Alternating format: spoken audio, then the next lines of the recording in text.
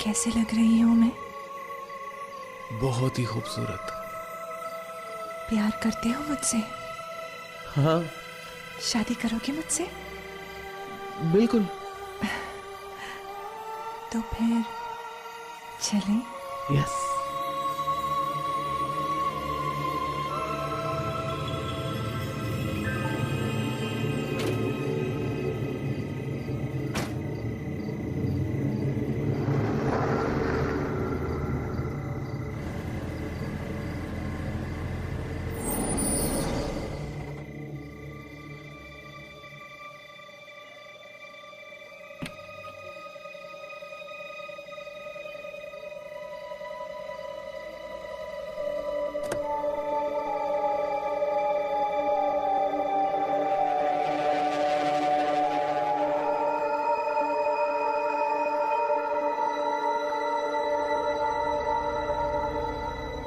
Hello.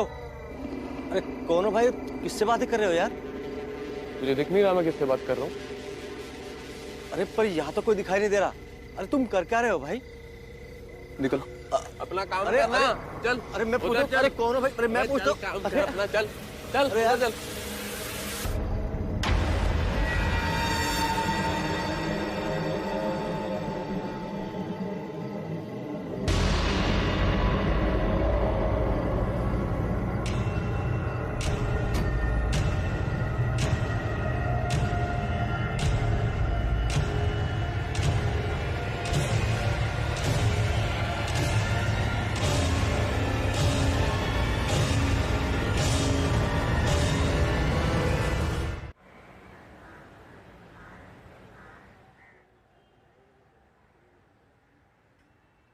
Aditi का कुछ पता नहीं चल रहा है।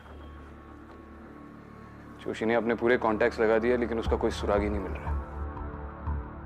वो मेरी आंखों के सामने से गायब हुई और मैं कुछ नहीं कर पाया। उस रात को मैंने एग्जैक्टली क्या देखा मेरी अभी भी समझ में नहीं आ रहा है सर। एक पल के लिए मैं I can't make anything of it, sir. मेरे सामने थी वो और गायब हो गया। I can't make anything of this, sir. Vikrant, हमने हॉस्पिटल की फुटेज देखी है। तुमने खुद उस कमरे को, पूरे हॉस्पिटल को 5-6 बार चेक किया, लेकिन कोई क्लू नहीं मिला। शिखा से बात करने के बाद भी हमारे हाथ कोई ठोस सबूत नहीं लग रहा है। शिवानी को खोने के बाद अब मैं अदिति को, ये सब मेरी गलती है सर। मैंने अदिति का ट्रांसफर दिल्ली से यहाँ शैतान चौकी में कराया। अगर मैं उसका ट्रांसफर नहीं करा था तो आज उसकी जान खतरे में ना होती। विक्रांत, आई नो अदिति तुम्हारी पार्टनर है, लेकिन वो हमारी भी जिम्मेदारी है। ऑलरेडी इंटेलिजेंस उस पर काम कर रही है। एक काम क्यों नहीं करते? कुछ दिनों के लिए तुम ब्रेक क्यों नहीं ले लेते? घर जाओ, फैमिली से मिलो। वैसे भी कई दिनों से तुम अपने माँ बाबा से मिलने नहीं गए, और अगर तुम अपनी बेस्ट पे नहीं रहोगे तो अदिति को कैसे ढूंढोगे? नहीं, मैं छुट्टी नहीं लूंगा सर। खाली बैठूंगा तो पागल हो जाऊंगा। आप मुझे किसी दूसरे केस पे भेज दीजिए सर।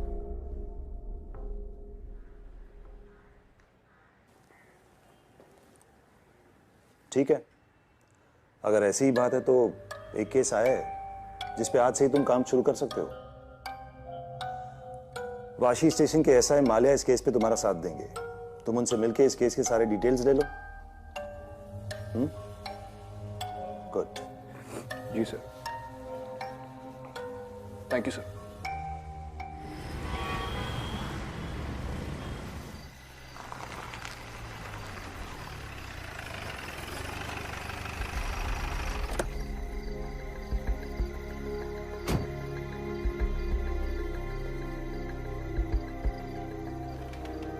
बोलो माल्या, केस क्या है? सर, परसों रात 18 मार्च को जय नाम के एक लड़के की मिसिंग कंप्लेन आई है। उसकी गाड़ी हमें पनवेल के पेट्रोल पंप के पास खड़ी मिली। और लड़का? सर वो नहीं मिला, हम उसे ट्रैक नहीं कर पाए क्योंकि फोन गाड़ी में मिला था। सर कुछ दिनों पहले रतन राज नाम का एक लड़का लापता हुआ था और उसकी गाड़ी हमें ठीक वहीं मिली जहां जय की मिली। दोनों लड़के एक दूसरे को जानते हैं? नहीं सर। और अजीब बात यह है सर कि परसों रात रतन घर वापस आया। उसी रात जब जय गायब हो गया? जी सर। तो तुमने रतन से पूछा नहीं वो इतने दिन कहा था? सर पूछा। सर यहीं पर केस थोड़ा और अजीब हो जाता है। सर रतन जब से घर वापस आया है तब से ऐसे बिहेव कर रहा है जैसे जैसे हमेशा कोई उसके साथ है। उसके घर वाले बहुत डरे हुए हैं सर। ये उसके केस की फाइल है।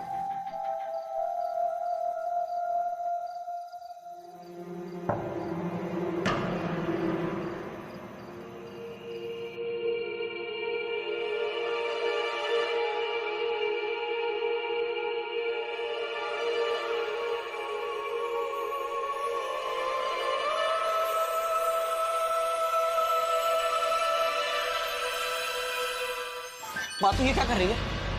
तू यहाँ से बाहर निकल। रतन कैसी बातें कर रहा है? हाँ? किस गलती की सजा दे रहा है तू हमको? तुझे किसी की नजर लगी है इसलिए मैं नजर उतार रही हूँ तेरी। तूने फिर उसे रुला दिया ना? जा, जा उससे जाके माफी मांग। यहाँ कौन है जिससे मैं माफी मांगू? तू पागल हो गया है क्या? प्लीज प्लीज मुझे छोड़ के मत जाओ, प्लीज। भगवान, रतन क्या कर रहा है?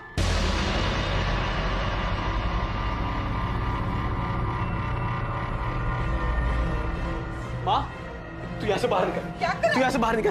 अरे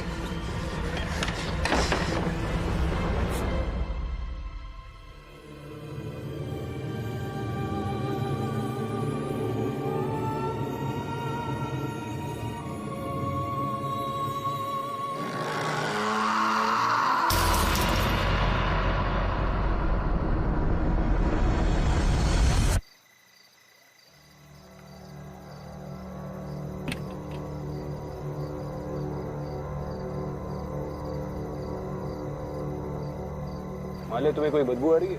हाँ सर, बड़ी अजीब सी बदबू है। और ये बदबू तब से है जब से हमने गाड़ी को कस्टडी में लिया है। तब से ये बदबू गई नहीं सर। पता नहीं क्यों ये स्मेल जानी पहचानी सी लग रही है। सबसे पहले ये गाड़ी किसने स्पॉट की थी? सर वो पेट्रोल पंप पे एक लड़का है हरीश, अटेंडेंट है, नाइट ड्यूटी उसी की रहती है। दोनों गाड़ियों की रिपोर्ट उसी ने की और उसने दोनों लड़कों को भी देखा था। अजीब सी हरकत कर रहे थे वो, पता नहीं अपने आप में बातें करते हुए कहीं दूर निकल गए। अच्छा, हरीश ने दोनों लड़कों को देखा? जी सर। हरीश से मिलते चलो। ठीक है सर।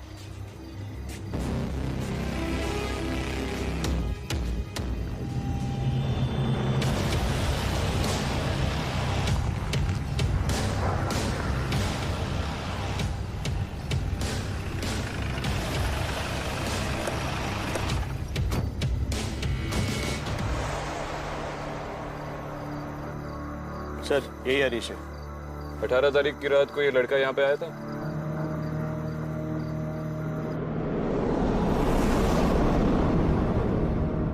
हाँ सर, वैसे तो यहाँ सैकड़ों लोग आते हैं, मगर मैं इस आदमी को कभी नहीं भूल सकता। जब भी यहाँ हर बार कुछ ऐसा हुआ तो मैं ही ड्यूटी पर था सर। हर बार मतलब? सर 5-6 दिन पहले ऐसा एक लड़का आया था जो इसी की तरह अजीब बर्ताव कर रहा था।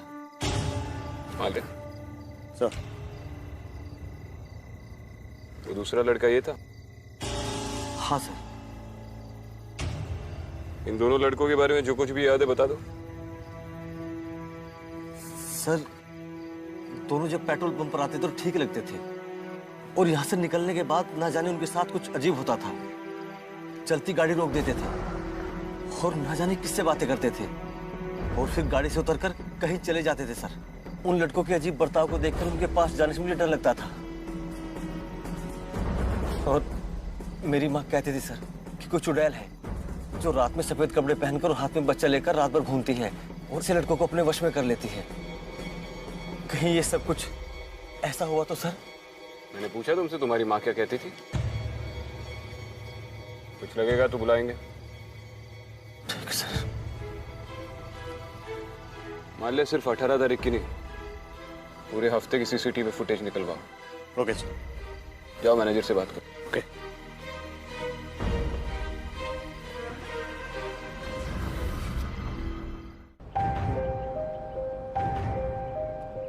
सर 18 का फुटेज रात के 12:20 जय पेट्रोल पंप पहुंचता है। ये देखिए।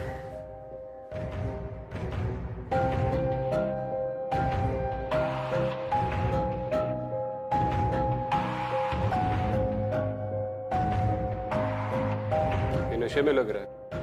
सर मुझे भी वही शक है। हमें रतन राज का भी फुटेज मिला है। ये 13 की फुटेज रात के 12:30 बजे। रतन भी खुद से बात करता हुआ गाड़ी वहीं छोड़कर चला जाता है, जैसा कि हरीश ने बताया। 13 को रतन गायब हो गया था और 18 को वापस आया, और ठीक उसी वक्त जय भी गायब हो गया उसी जगह से, और दोनों का बर्ताव भी सेम है। ये कोइंसिडेंस नहीं है। ये कोई पैटर्न हो सकता है। पिछले 3 महीने का सीसीटीवी फुटेज मंगवा। शायद पहले भी ऐसा कुछ हुआ और किसी को पता न चला। और इमीडिएटली एक टीम असेंबल करके जय को ट्रैक करना शुरू कर दो। सर।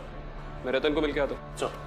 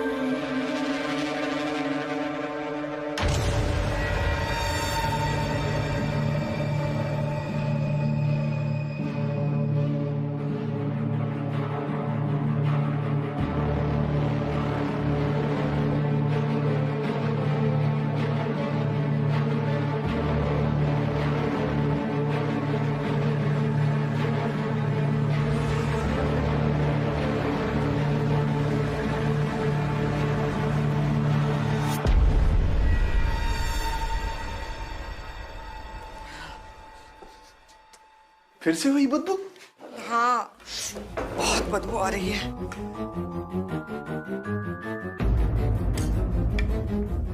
रतन बेटा, आज मैंने तुम्हारी पसंद का खाना बनाया है। रतन,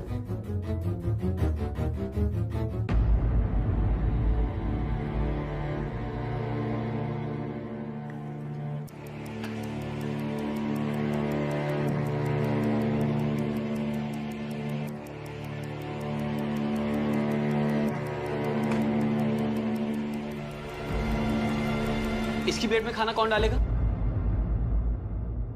किसकी प्लेट में बेटा? इसकी प्लेट में। पास करो रतन, पागल तो नहीं हो गए तुम? पागल मैं नहीं, पागल आपकी बीवी हो गई है जो उसको देख के भी अनदेखा कर रही है। अगर इस घर में इसको इज्जत नहीं दी जाएगी ना तो मुझे भी इस घर से कुछ नहीं चाहिए। चलो। अरे रतन,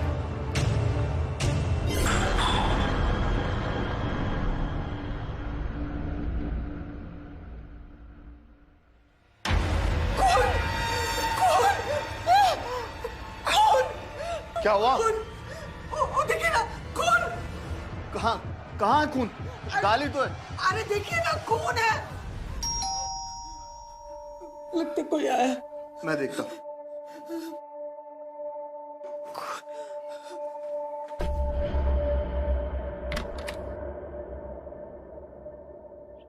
विक्रांत सिंघल। हाँ जी, आइए।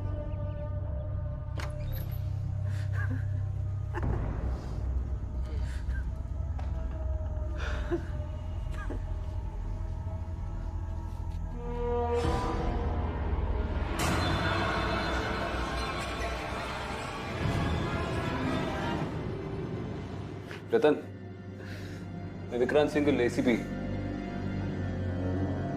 तुमसे कुछ सवाल पूछने हैं।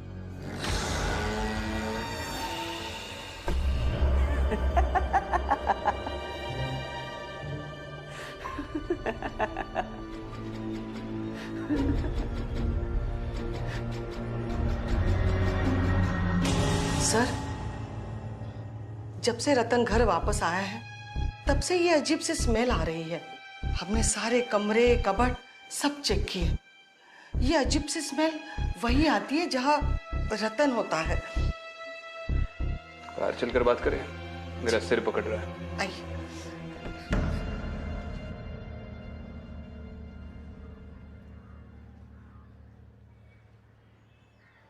आपके बेटे को शराब या ड्रग्स की लत थी? नहीं सर, कभी नहीं। वो ऐसी चीजों से तो हमेशा मीलों दूर रहा है।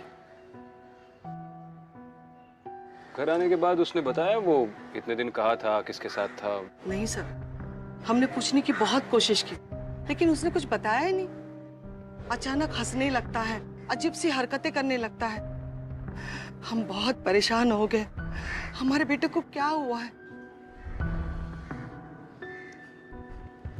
फिर से वही बदबू। कोई मामूली बदबू नहीं है।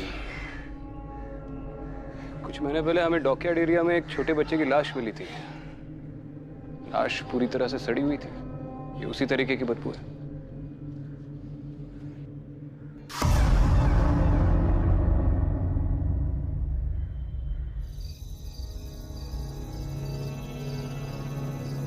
सर पेट्रोल पंप वालों के पास इतना बैकअप नहीं होता है, एक टाइम में 30 दिन का फुटेज होता है।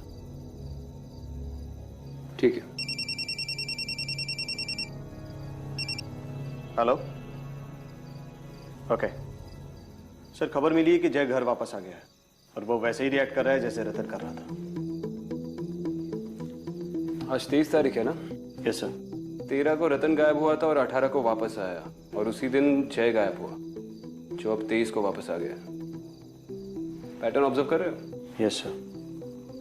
ठीक 5 दिन बाद रतन लौटा और जय गायब हो गया, और अब ठीक 5 दिन बाद जय लौटा है, तो कोई और भी गायब हो सकता है।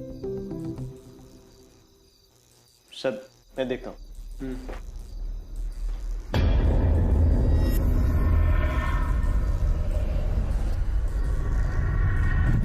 अदिति,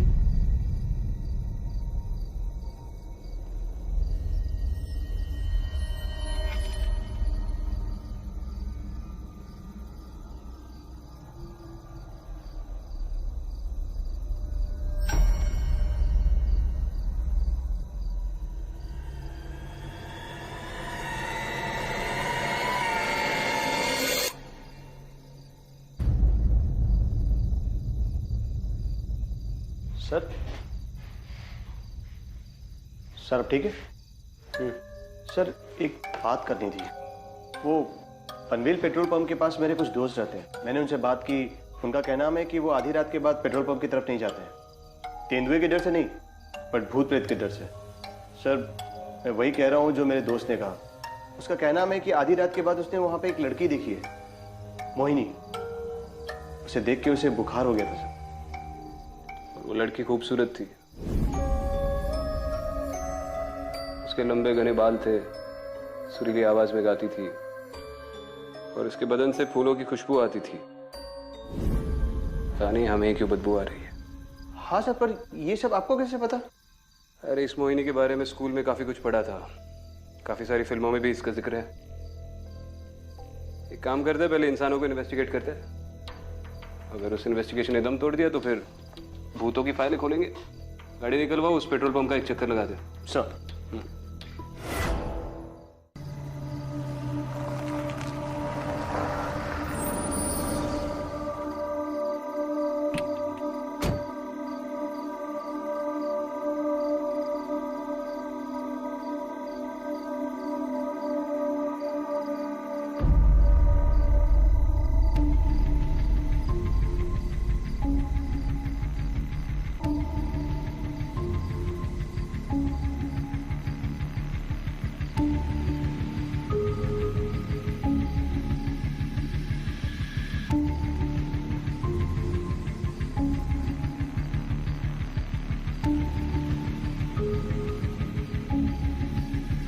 सूरज श्रॉफ,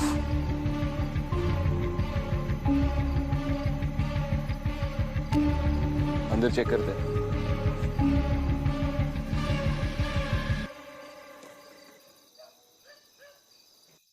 नहीं नहीं, माँ मान जाएंगी, उन्हें बस थोड़ा टाइम लगेगा। नहीं रतन, वो नहीं मानेंगी। लेकिन रतन, तुम मुझसे प्यार करते हो ना?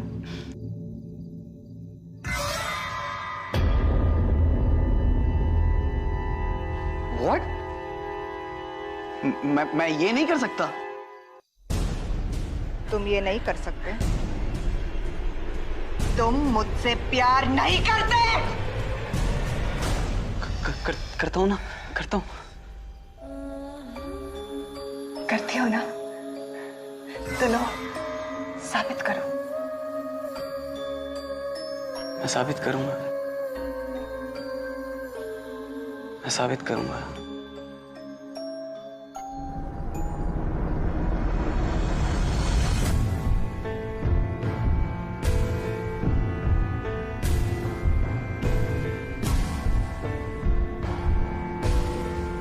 सीमा, I love you Seema, I love you. सूरज,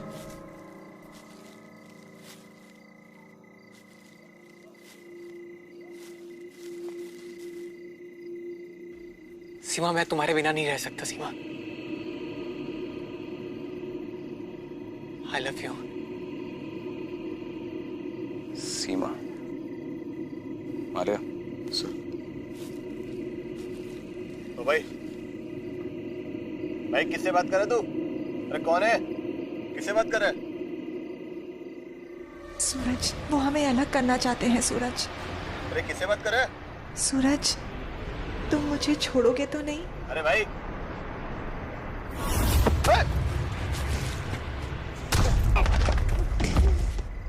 उठा के लेके जाओ इसे।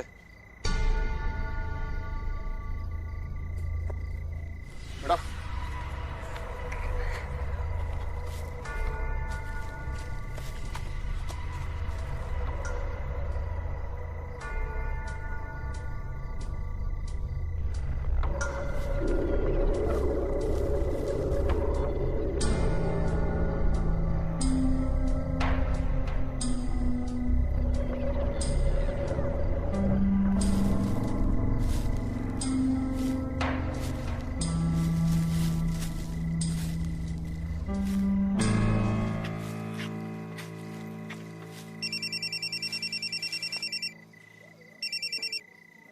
हेलो।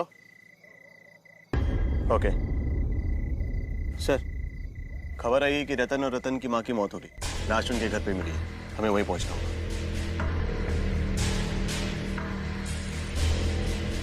चलो।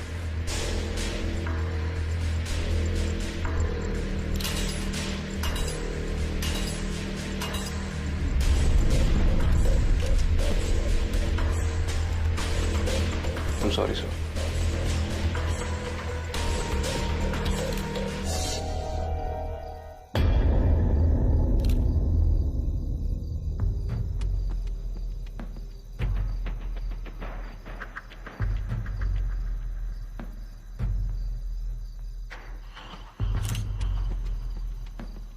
जब तक ये जिंदा था, इसके आसपास सड़ी हुई लाश की बदबू आती थी। और आज इसकी लाश सामने पड़ी है, लेकिन बदबू गायब है।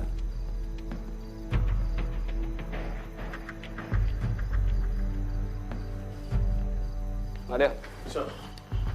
फॉरेंसिक्स टीम को बोल दो इनकी ऑटोप्सी अर्जेंट है। सर। Top priority. सर।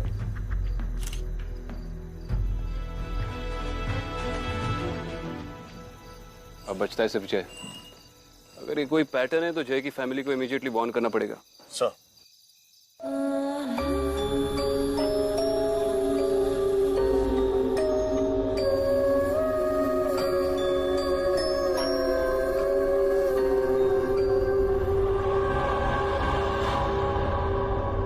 जय,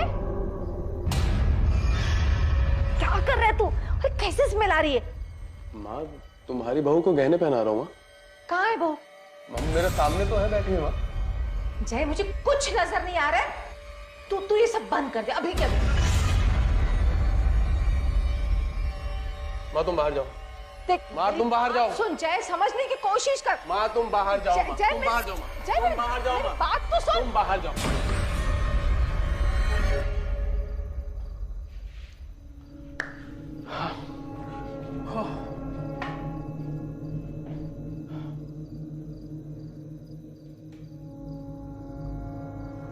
कितनी खूबसूरत हो तुम।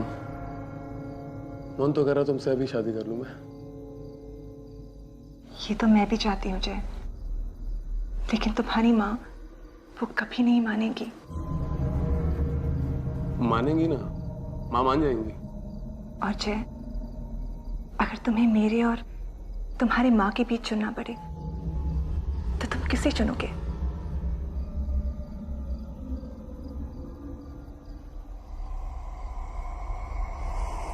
तुम्हें चुनूंगा मैं, तुम्हें।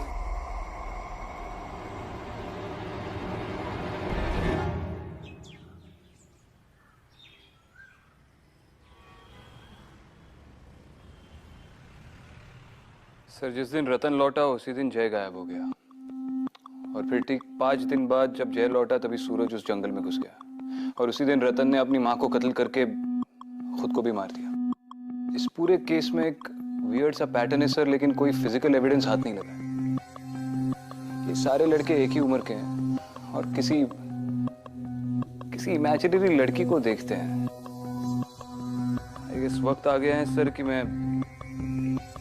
अपना नजरिया बदल दूं। विक्रांत, तुम्हें इस केस को अदिति के एंगल से देखना होगा।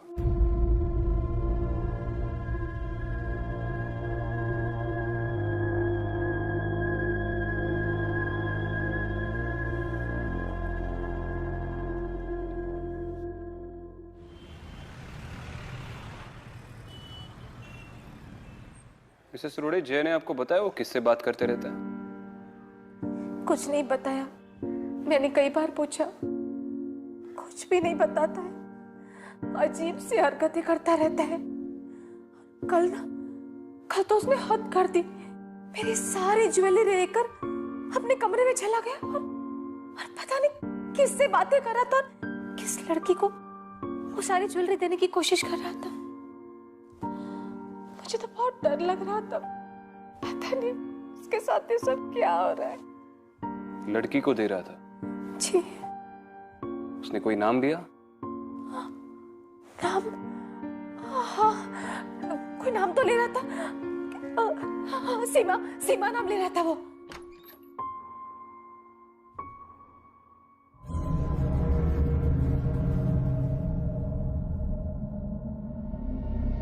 आओ सीमा।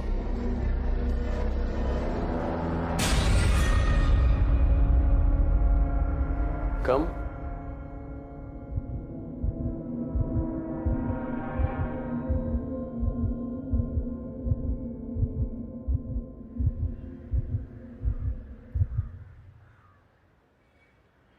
मिसेस रोड़े, यूजुअली ऐसे केस में मैं आपको सलाह देता कि आप जय को किसी डॉक्टर को दिखाएं, लेकिन ये कोई दिमागी बीमारी नहीं है। क्या है क्या नहीं है ये अभी मैं आपको नहीं बता सकता। आप बस अपना ख्याल रखिए और जय पे नजर रखिए, और किसी भी वक्त आपको जरा सी भी थ्रेट महसूस हो आप इमीडिएटली मुझे कॉल करना। जी अच्छा। वैसे भी मैं आपके घर के बाहर 24 घंटे के लिए सर्विलेंस रख रहा हूं।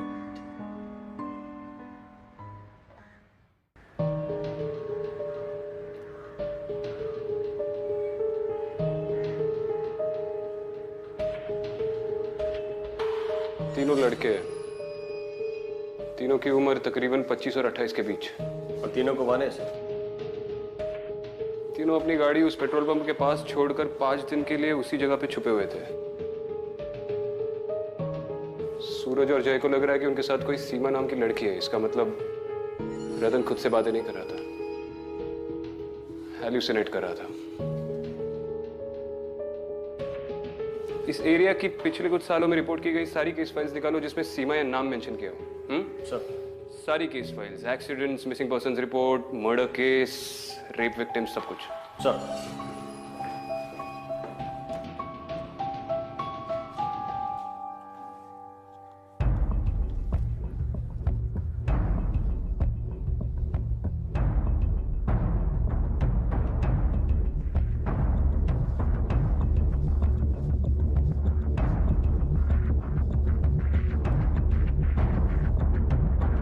सर, सीमा सिंह की फाइल मिली। पिछले साल उसकी लाश पनवेल के पेट्रोल पंप के पास वाले जंगल में मिली थी, जहां से हमें सूरज मिला था। बॉडी आइडेंटिफाई किसने की थी? विनय लोखंडे, लड़की का दोस्त था। उसकी कोई फैमिली नहीं थी सर, अनाथ लड़की है। लाश 5 दिन तक जंगल में सड़ती रही। विनय को क्वेश्चनिंग के लिए बुलाओ। सर।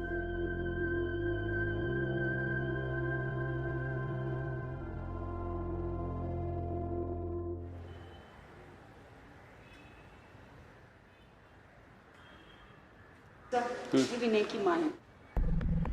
बैठी।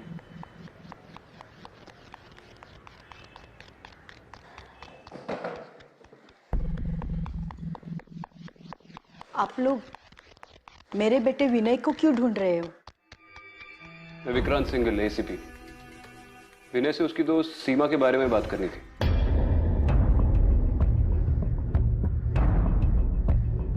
क्या हुआ मिसेस लोखंडे? आप जानती थी सीमा को? जी, मेरा बेटा विनय जानता था सीमा को।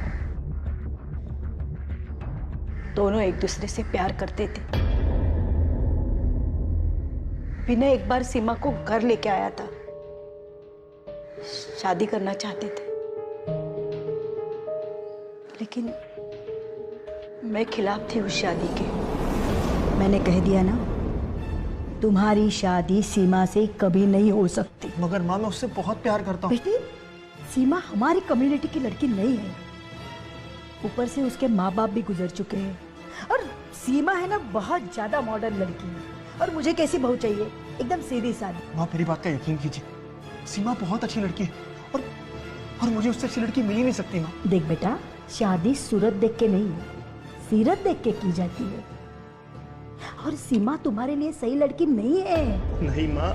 अरे वो शादी के बाद सिर्फ अपनी ही बात चलाएगी।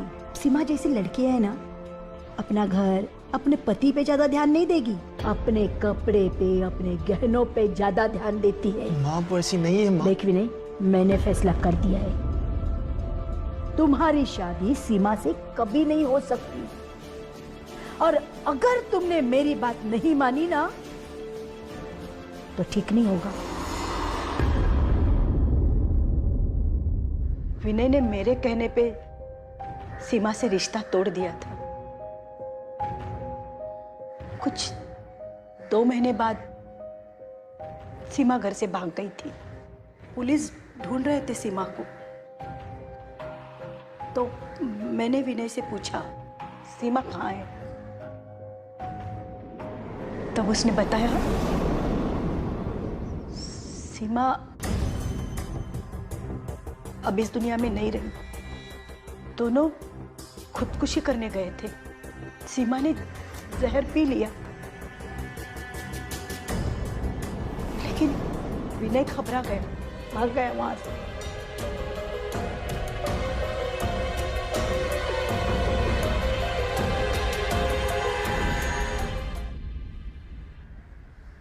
आप लोग पुलिस के पास क्यों नहीं गए? विनय पुलिस के पास जाना चाहता था, सारी बातें बताना चाहता था। मैंने मना कर दिया उसे। डर गई थी सर, उसे जेल हो जाती, लेकिन सजा उसे मिल गई। सीमा के मौत के 1 महीने बाद ही विनय ने आत्महत्या कर ली।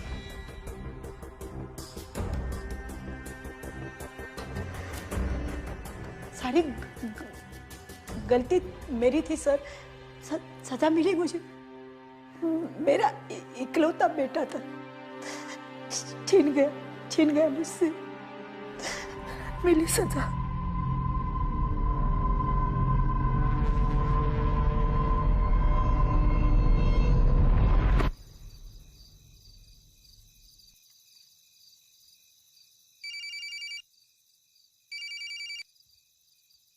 हेलो, मिस रोडे, विक्रांत सिंगल बोल रहा हूँ। हाँ जी बोलिए सर। देखिए, मैं जो बोल रहा हूँ वो ठीक से सुनिए। जय अगर सीमा के बारे में कुछ भी कहे तो उसकी हाँ में हाँ मिलाना। कहना आप उसकी और सीमा की शादी के लिए तैयार है, आपको कोई हर्ज नहीं है। लेकिन सर, ये सीमा है कौन? वो मैं आपको बाद में बताता हूँ। मैं आपके घर की तरफ ही आ रहा हूँ।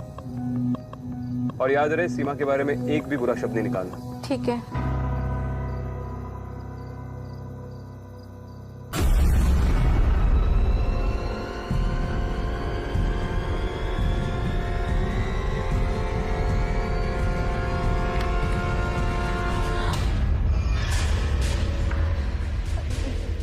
जय बेटा, देखो देखो, तुम जो कहोगे ना मैं वही करूंगी।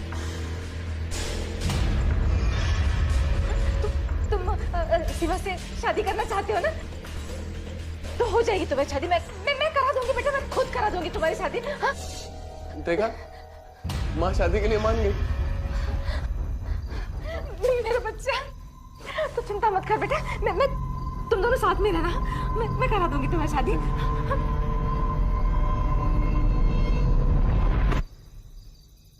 क्या हुआ बेटा? हाँ बेटा, क्या हुआ जय? क्या हुआ? माँ, मुझे अजीब सी स्मेल आ रही है माँ।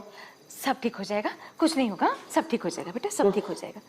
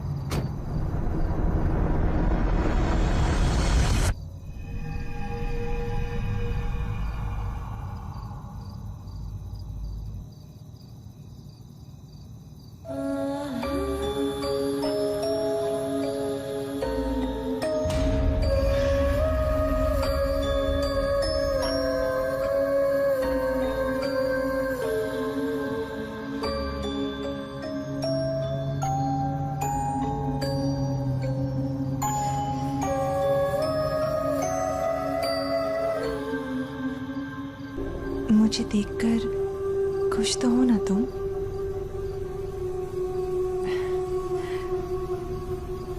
तो बताओ कैसे लग रही हूं मैं खूबसूरत तो हूं ना?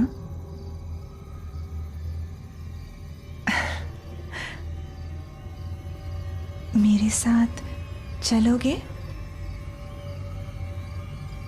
तो फिर चलो।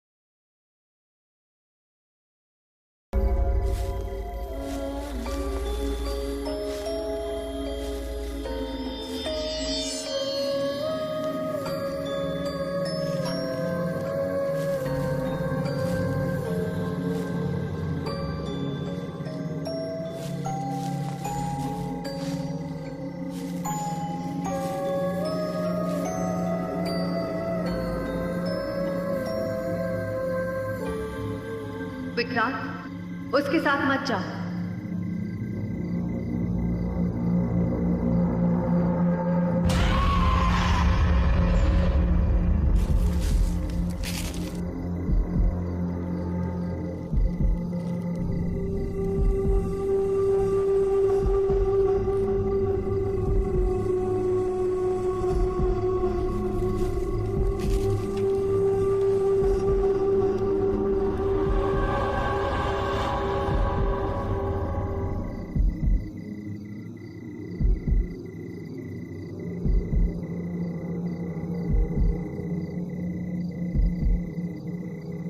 तुम्हारी जान खतरे में, विक्रांत, रुक जा।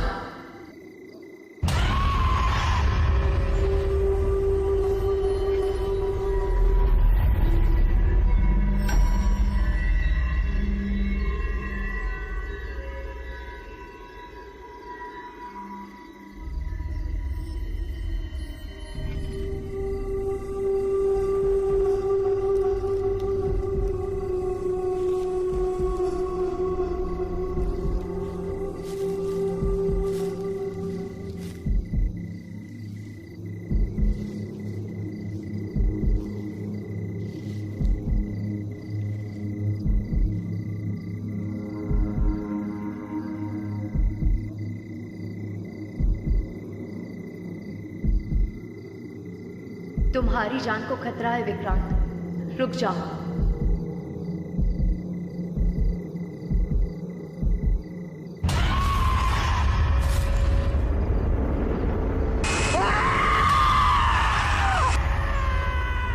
क्या मैं अब तेरे लायक नहीं हूँ? क्या मैं सुंदर नहीं हूँ?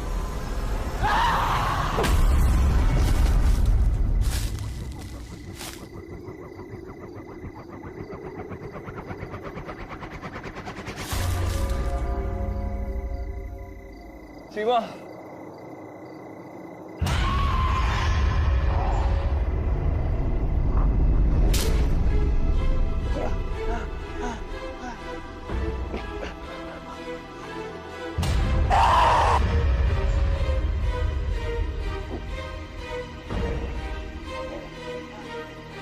सीमा, मैं जानता हूँ यहाँ क्या हुआ था और तुम किसका इंतजार कर रही हो। तुम विनय की राह देख रही हो ताकि वो आए और तुम अपना बदला ले लो।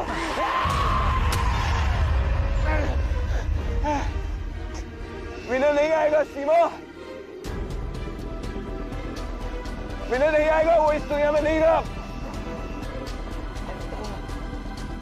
एक दोस्त को खोने का दुख क्या होता है ये मैं समझ सकता हूँ सीमा, लेकिन तुम अपने प्यार को गलत दुनिया में ढूंढ रही हो। अगर उसका यहाँ पे इंतजार करोगी तो बहुत से निर्दोष लोग मारे जाएंगे। उसे ढूंढना है तो अपनी दुनिया में ढूंढो।